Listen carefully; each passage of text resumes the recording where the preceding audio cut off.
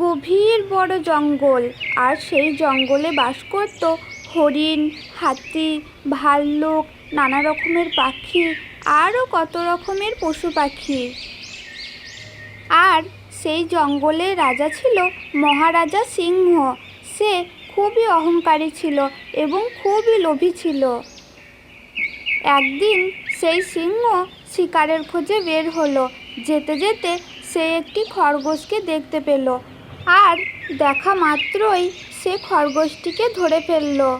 সিংহ যখনই সেই খরগোশটিকে খেতে যাবে, তখন তার সামনে দিয়ে একটি হরিণ পেরিয়ে গেল। তখন সিংহ মনে মনে ভাবতে লাগলো, আরে, এটা তো দেখছি একটা নাদুস নুদুস হরিণ। এই খরগোশটাকে খেয়ে তো আমার পেটের একটি কোনাও ভরবে না। আমি বরং ওই হরিণটাকেই ধরি গা। যেই ভাবা সেই কাজ।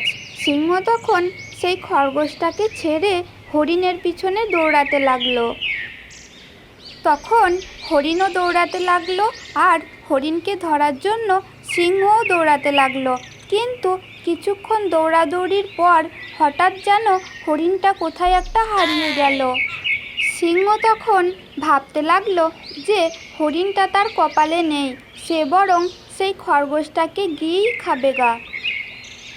সিংহটা তখন সেখানে ফিরে গিয়ে দেখলো যে খরগোশটাও সেখানে নেই, সে সেখান থেকে পালিয়ে গেছে। সিংহটা তখন হতাশ হয়ে পড়ল, আর সে মনে মনে বলতে লাগলো, ওই বেটা খরগোশটাকে ছেড়ে দিয়ে আমি খুবই বোকামি করে ফেলেছি। ওই খরগোশটাকে আমাকে খেয়ে ফেলতে হতো। ওই হরিণের লোভ করতে গিয়ে আজকে আমার ভাগ্যে কিছুই জুটলো না। তো বন্ধুরা, এই গল্প থেকে আমরা কি শিখলাম? যে কখনোই অতিরিক্ত লোভ করা ভালো নয়, কারণ অতিরিক্ত লোভ করলে তার পরিণাম কখনোই ভালো হবে না।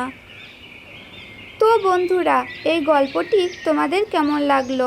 যদি ভালো লাগে তাহলে অবশ্যই চ্যানেলটাকে একটি সাবস্ক্রাইব করে দেবে এবং একটি লাইক করে দেবে। ধন্যবাদ সকলকে।